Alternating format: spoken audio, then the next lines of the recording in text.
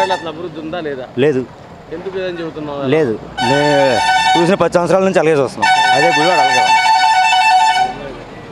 ఇప్పుడు కొత్తగా వెనిగల రాము గారు వచ్చారు గుడివాడకి, అలాగే పాత నాని గారు ఉన్నారు. ఈసారి ఎవరు వస్తే బాగుంటుంది? వెనిగల రాము గారే. రాము గారు ఎందుకు రావాలనుకుంటున్నారు? అభివృద్ధి ఉంటుంది టీడీపీ వస్తే. చంద్రబాబు నాయుడు ఐటీ కంపెనీలు కానీ అవి కానీ తెస్తాడు. పిల్లల భవిష్యత్తు బాగుంటుంది. నేను కావాల్సిన పిల్లల భవిష్యత్తు, చదువుకునే వాళ్ళు. అది సంక్షేమ పథకాలు ఇస్తున్నాం కదా అంటున్నారు. ఇస్తున్నాడు. ఇస్తలేదని మనం అంటలేదుగా, ఇస్తున్నాడు. అవి మనం అడగలేదుగా ఇమ్మని. సంక్షేమ పథకాల వల్ల అభివృద్ధి ఆగిపోయిందంటారా? మరి అభివృద్ధి చేయాలి కండి, కంపెనీలు తేవాలి కండి. కంపెనీలు తెస్తే ఇక పిల్లల భవిష్యత్తు బాగుంటుంది. ఎంతమంది ఉన్నారు మా ఊర్లోనే, చూస్తే ఆశ్చర్యపోతారు. చదువుకునే వాళ్ళంతా ఖాళీగా తిరుగుతున్నారు. ఇప్పుడు గత 4 ఏళ్ళ నుంచి నాన్నగారు ఉన్నారు, గుడివాడకి ఏం చేసింది లేదంటారా? ఏమీ చేసింది లేదు. ఏమీ చేసింది లేదు. అసలు వెనిగల రాముకి ఎందుకు ఓటేద్దాం అనుకుంటున్నారు మీరు? టీడీపీ వస్తే మాకు అభివృద్ధి చెందుతాం, ముందు అభివృద్ధి వస్తుంది.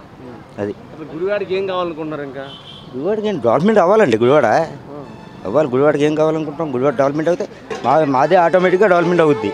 నిజవర్గం గుడివాడే కాబట్టి మాది. అది ఇప్పుడు ఆక్వా రైతులు చాలా లాస్ అయ్యారు అంటున్నారు. ఎందుకు లాసే?